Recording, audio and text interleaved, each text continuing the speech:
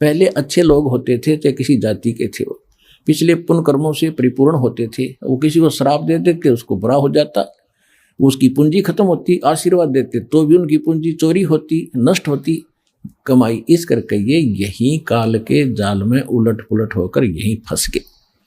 अब इससे निकलने के लिए हमें ज्ञान की आवश्यकता थी।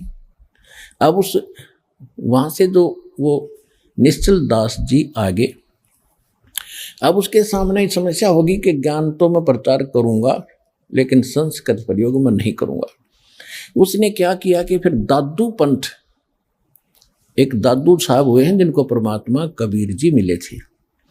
अब परमात्मा ने क्या किया है, वो अच्छी आत्माओं को मिलते हैं और उनको अपना कुछ झलक देते हैं जिसको ये दिखता है कि ये तेरे अनुकूल चलेगा। तो दादू जी को परमात्मा मिले, आंखों देखकर आए और फिर दादू साहब ने कबीर भगवान की बहुत महिमा गाई। लेकिन दादू जी को परमात्मा ने पूर्ण ज्ञान नहीं दिया। इसलिए नहीं दिया कि उस पंथ के लोग भी आज फिर वही गीत गा रहे होते जो आज हमने बताना था। लेकिन ये जरूर पक्का करवा दिया कि जो काशी में जो धानक थे वो परमात्मा हैं, जो बनारस में आए हुए थे वो मेरे सतगुरु वही हैं।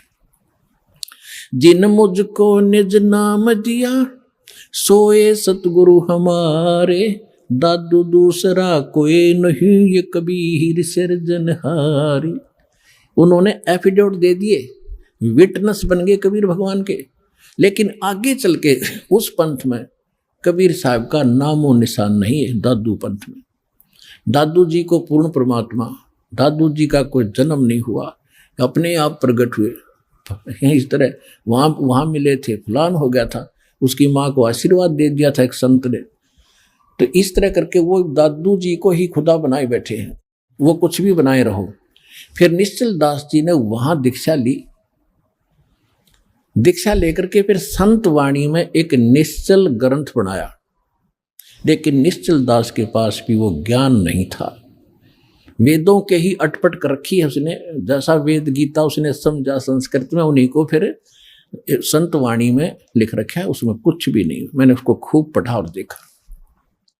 तो कहने का भाव ये है कि पहले ये जो शिक्षा थी ये एक वर्ग के बांध रखी थी और अन्य अशिक्षित थे। परमात्मा ने इसलिए इस बुराई को अन्य समाज में नहीं जाने दिया कि ये कत्ती घर के रहेंगे ना गांठ के। आज ब्राह्मणों को देख लो, जो भी पंडिताई करता उसका सर्वनाश हो रहा है। जो भी ब्राह्मण पढ़ा करता लास्ट में ब्राह्मणटी होगी इसकी, ये हमने खूब देखा हुआ। ब्राह्मण मतलब ये नहीं कोई जाति कास्ट ब्राह्मण नहीं है, क्योंकि हमने ज्ञान से उठना ऊपर। इन संसारिक जो बंधन हैं, सीमाएं हैं, ये ज्ञान से अपने आप टूट जाएंगी। मेरे पूज्य गुरुदेव जी स्वामी राम देवानंद जी, ये इसी हरियाणा के रहने वाले, दादरी के पास एक 45 गांव है। तो परमात्मा ने मेरे पूज्य गुरुदेव जी जो ब्राह्मण थे, जाति से ब्राह्मण थे, कर्म ब्राह्मण नहीं था। यानी ब्राह्मण ग्रुप में, ब्राह्मण समुदाय में जन्म हुआ था उनका। और वो अपना खेती थी, किसानी करते थे उनके माता पिता, और उनके भी जमीन थी 5-4 एकड़ जमीन उनके हिस्से में। उसके पिताजी के पास तो काफ़ी ज़मीन थी, तो खुद पाली जाते थे। तो वो ब्राह्मण थे जाति के। जब उनको ज्ञान हुआ, हमारे पूज्य दादा गुरु जी उनको मिले।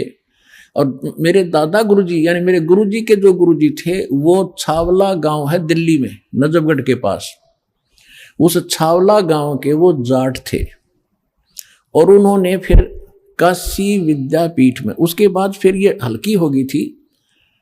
मतलब जैसे हमारे गुरुजी जो थे, हमारे दादा गुरुजी जाट थे और हमारे दादा गुरुजी के जो गुरुजी थे वो भी ब्राह्मण थे। और वो काशी विद्यापीठ वो पढ़ नहीं सके, उसने उन बच्चे को अपना गोद लेकर यानी अपना शिष्य बना कर सर्टिफिकेट बना के भेजा कि काशी विद्यापीठ में पढ़ का। तो हमारे दादा गुरुजी थे वो काशी विद्यापीठ में 4 विषय के आचार्य बन गए।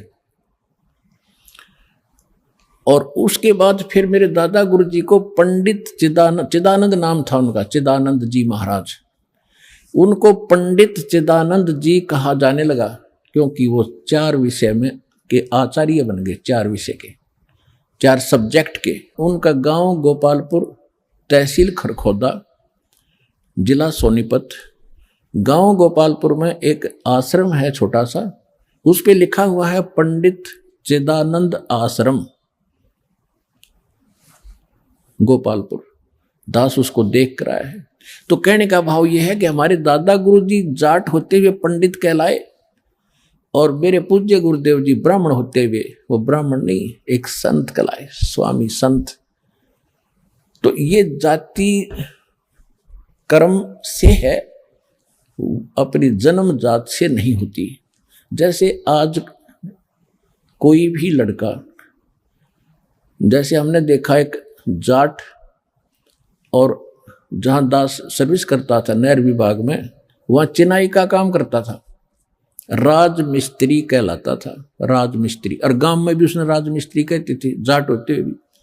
तो इसी प्रकार एक ब्राह्मण का लड़का दिल्ली में नाई की दुकान खोल रहा है, बार्बर, तो उसको राजेश बार्बर कहते हैं, जबकि वो पंडित है वर्ण से, लेकिन कर्म से वो बार्बर नाई कहलाता है।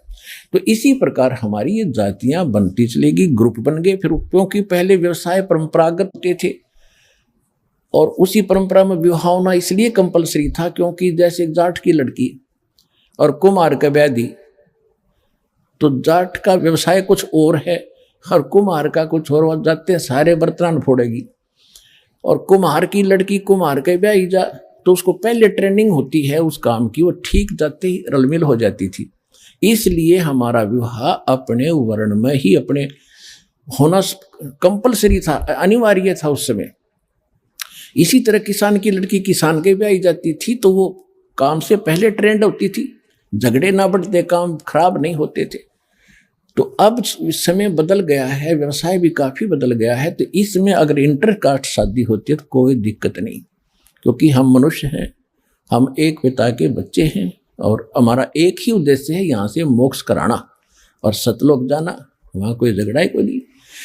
तो इस प्रकार हमने इस काल के जाल को काटना है, हर तरह से इसको कंडम करना है, सच्चाई को ऊपर लाना है।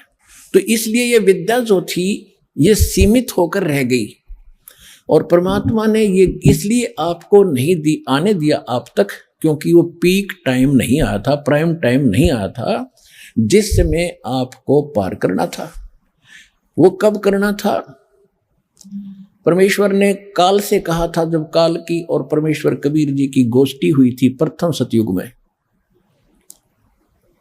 जब सारी बात हो गई कि आप किस लिए आए हो सतलोक से, अपने परमात्मा ने अपना रूप बदल रखा था, अपने पुत्र जोगजीत का रूप बना रखा था।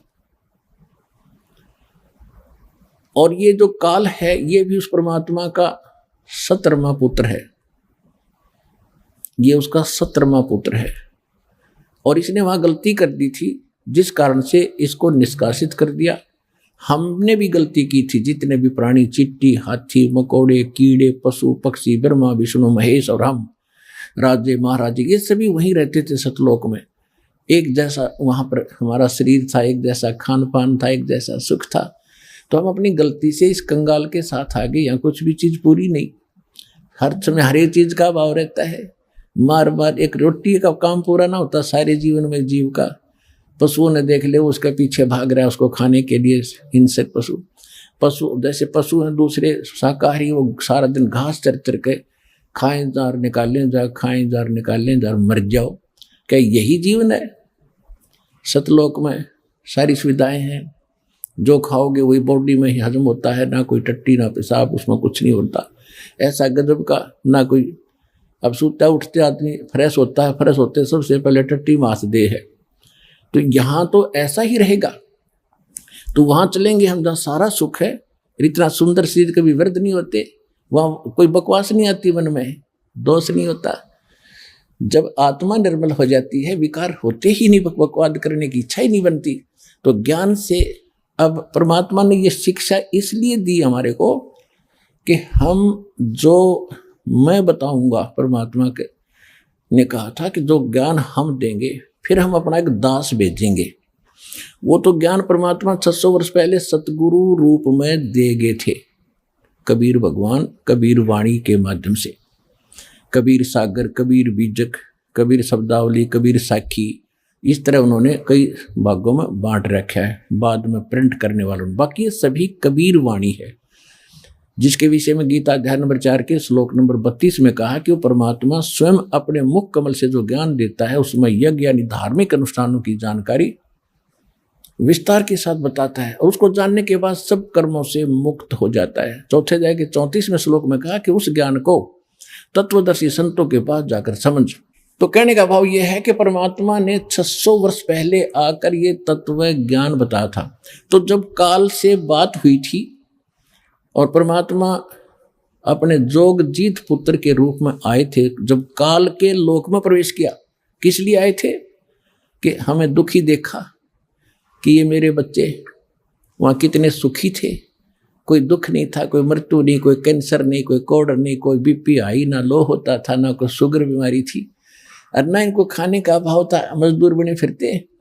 काल ने हमारे को कितना मूर्ख बना रखा है, किसी के पास थोड़ा सा पद मिल जाता है तो नीचे वालों को इतना दबा के रखता है, सब अपने कर्म फोड़ता सारा दिन, उनकी आत्मा दुखा दुखा के। चाहे कोई फैक्ट्री मालिक है, चाहे कोई IAS IPS अधिकारी है, या कोई डॉक्टर इंजीनियर जज है, ये नहीं देखते तुम कर क्या रहे हो, क्योंकि ज्ञान नहीं है, किसी की आत्मा दुखावे होए होए उसका। ये परमात्मा के बच्चे हैं। आप कहते हैं जो तगड़ा व्यक्ति और निर्बल को सताता है उसकी आत्मा रोती है। आत्मा रोती है क्योंकि वो मुकाबला तो कर ही नहीं सकता किसी भी तरीके से। ताकतवर मीन जैसे कोई पद की ताकत है, पोस्ट की ताकत है, या वैसे अपने कोई घर कबीले में घने व्यक्ति हो जाए उनकी ताकत है, स्वयं बलशाली है।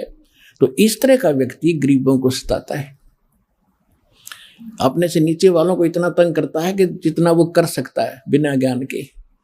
तो यहाँ परमात्मा ने आके बताया है कि कबीर गरीब ना सताइए, जाकी मोटी हाय, और बिना श्वास की जीव से लो भस्म हो जाए। देखो कहते हैं गरीब को ना सताना, आपकी ये हालत हो जाएगी, क्योंकि वो तो जीवित श्वास है, आत्मा से उसका कनेक्शन है, रो रहा है, उसकी आत्मा दुखी है, तो उसको जरूर प्रतिफल मिलेगा, 2 दिन पीछे मिल जाएगा। उदाहरण दिया है कि जैसे पहले एक धौंकनी होती थी, पशु के चाम की बनाई जाती थी, और लोहार और सुनार लोग उसी का प्रयोग करते थे। उसमें ऐसे एक हैंडल सा लगा लेते थे, उसको पकड़ के ऐसे करते थे, आगे उसका एक छोटा सा सुराख होता था उस चमड़े में, और वहीं से वो हवा लेती थी और फिर ऐसे छोड़ते थे, तो वो हवा फूंक मारती थी अग्नि में, ऐरन में, जहाँ पर लोहे को गर्म किया जाता था, पिघलाया जाता था। तो परमात्मा कहते हैं कि वो बिना जीव की श्वास यानी मरे हुए पशु की खाल की श्वास ने लोह को भस्म कर दिया, और ये तो जीवित सांस है, आहे जो आए है। कहते ये गरीब ने ना सताइए, जाकी मोटी हाय, और बिना जीव की श्वास से लो भस्म हो जाए। और तुम तो जीवित श्वास को दुखी कर रहे हो, तुम्हारा क्या हाल हो जाएगा। तो इस काल ने हमें नो भी पाप एक दूसरे के साथ अपने कर्म बिगाड़ने के लिए सिस्टम पूरा फिट कर रखा है कि इनकी बिरान माटी कर दूं, और फिर ये अपने वो एक दूसरे का किया कर्म यहाँ भोगते रहे और आजीवन दुख पाते रहे। और परमात्मा इसलिए आते हैं कि ये बुरा करते हैं अनजाने में, आज किसी की चोरी की, निंदा की, उसका अगले जन्म में फिर देना पड़ता है।